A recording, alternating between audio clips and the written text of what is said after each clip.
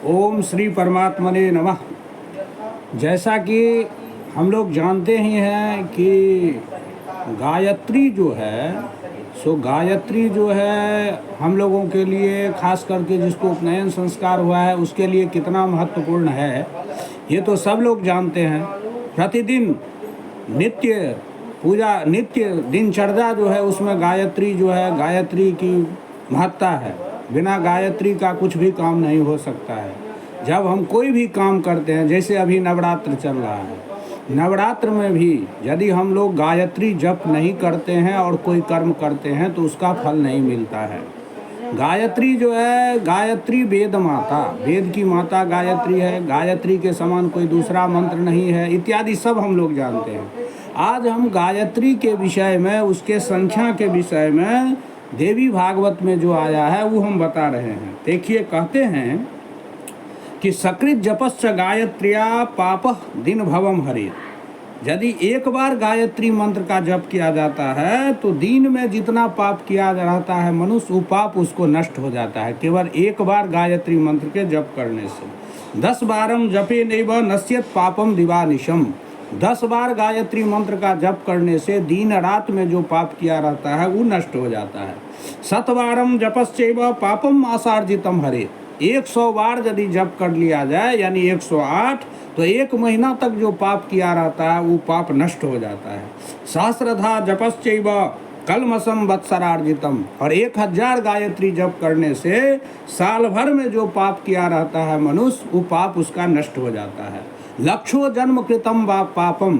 1,00,000 बार यदि गायत्री का जप कोई कर लेता है तो उसको जो है सो कहते हैं जन्म कृतम पापम। जन्म भर में जो पाप किया है वो सब पाप नष्ट हो जाता है। 10 लक्षों अन्य जन्म जान। और 10 लाख जप करने से अन्य जन्म में भी जो पाप किया रहता है वो सब पाप नष्ट हो जाता है। सर्व जन्म कृतम पापम 100,00,000 विनश्यति। और 1 करोड़ यदि गायत्री का जप कर लेने से जितना भी जन्म हुआ हो उस जीव का, उस सभी जन्म के पाप नष्ट हो जाते हैं।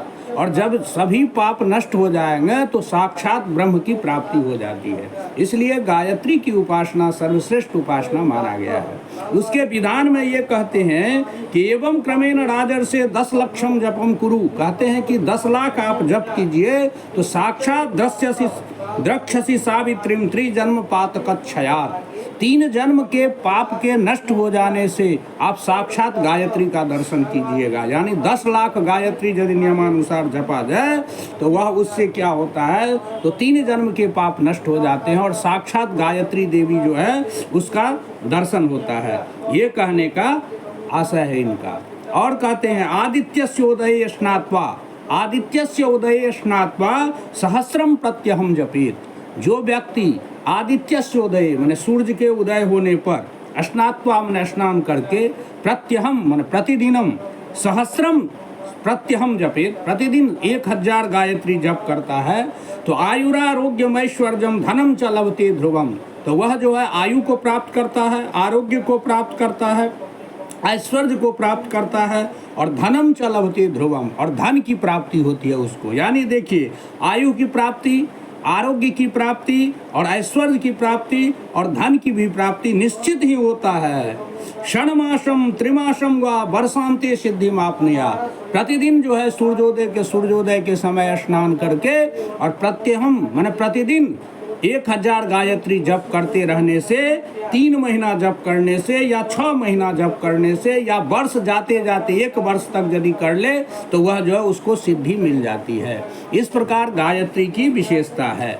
वैसे भी हम लोगों के यहाँ जो है नियम है कि बिना गायत्री, प्रतिदिन तो गायत्री जप सब करते नहीं हैं, लेकिन यदि 108 बार भी नहीं कर पाए, 1000 गायत्री तो जप करने वाले लोग बहुत कम हैं, 108 जप करने वाले कुछ हैं, लेकिन बहुत तो ऐसे हैं जो कुछ भी जप नहीं करते हैं।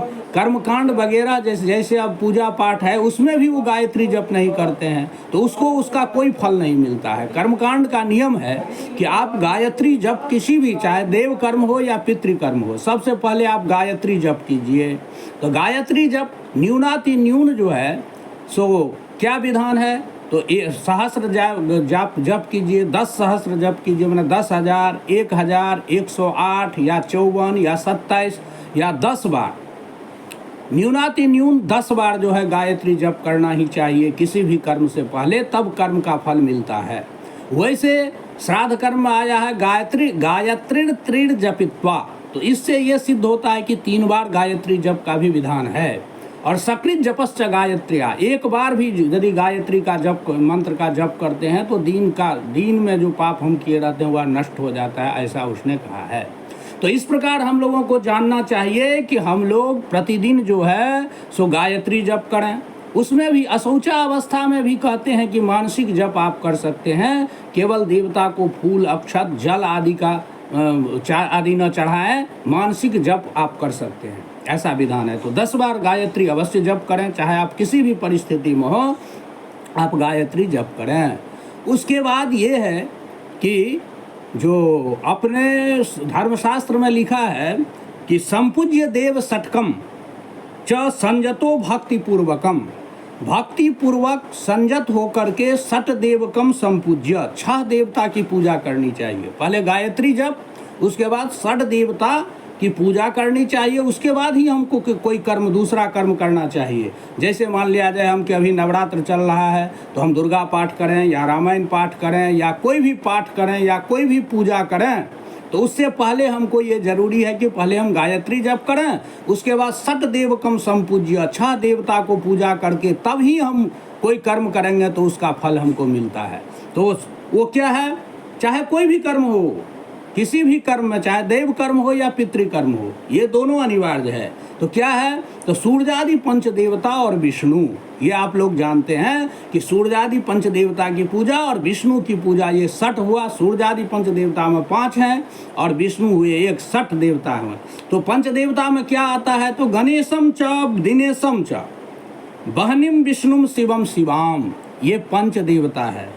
गणेशम च दिनेशम च बहनी विष्णुम शिवम शिवाम, तो गणेशम च दिनेशम च बहनी शिवम शिवाम, ये पंच देवता में आते हैं। तो गणेशम मन हुआ गणेश जी महाराज, दिनेशम मन हुआ सूर्य भगवान, बहनी मन हुआ अग्निदेव, और शिवम मन हो गया महादेव, और शिवा मन हो गई पार्वती मैया। तो ये पंच देवता में ये 5 देवता हैं, ध्यान रखिएगा। दिनेशम, गणेशम च मन गणेश, दिनेशम च मन सूर्य, बहनिम मन अग्नि देवता, और शिवम मन महादेव, और शिवाम मन पार्वती, ये पंच देवता में आते हैं। तो सबसे पहले हम इस पंच सूर्यादि पंच देवता जो करते हैं तो इसमें इनको हम पूजा करते हैं। और 6वां देवता है विष्णु देवता।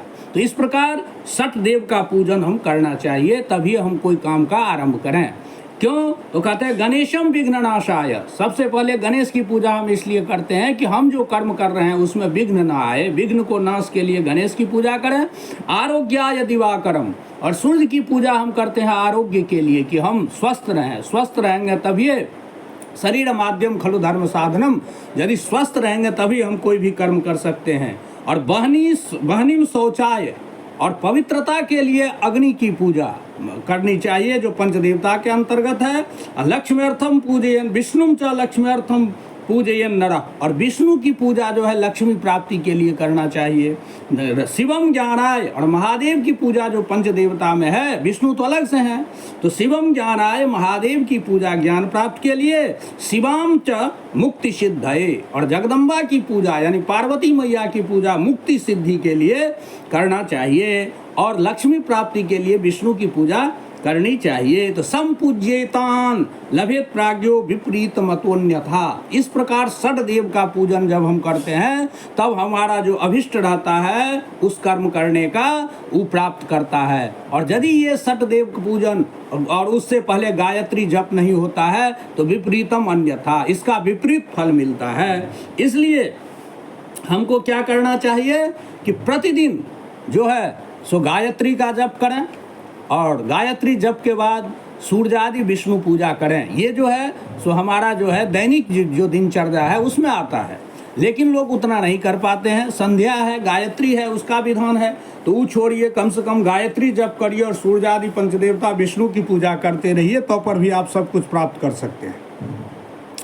और उसमें भी यदि आप 108 नहीं कर पा रहे हैं, 1000 नहीं कर पा रहे हैं, तो कम से कम 10 बार गायत्री प्रतिदिन जप करना चाहिए और ये सूर्य आदि विष्णु की पूजा करनी चाहिए। और न्यूनातिन्यून जब हम कोई कर्म करते हैं, देव कर्म या पितृकर्म, तो उसमें उससे पहले तो ये अवश्य ही करना चाहिए जो उस कर्म का फल मिलता है, अन्यथा विपरीत फल मिल जाता है। तो ये हुई हम लोगों की संस्कृति, ये हुआ धर्मशास्त्र का निर्णय। तो ये पुरुषों के लिए है, लेकिन स्त्री के लिए दिया गया है कि दंपत्यार्थे उमाम शतीम, श्रीमद् भागवत में आया है कि दंपति प्रेम के लिए, पति पत्नी में प्रेम बना रहे, इसके लिए उमाम शतीम माने गौरी का पूजन करना चाहिए। इसलिए नारी के लिए प्रतिदिन जो है सो गौरी का पूजन जो है सो अत्यावश्यक है। जैसे पुरुषों के लिए गायत्री जप आवश्यक है, उसी तरह स्त्रियों के लिए गौरी पूजन आवश्यक है। और इस संस्कृति का यदि पालन करते रहेंगे हम लोग, तो हम लोग जरूर कल्याण को प्राप्त करेंगे। आज जो है इस आध्यात्मिक संदेश में इतना ही तक रहेगा। जय श्री राम।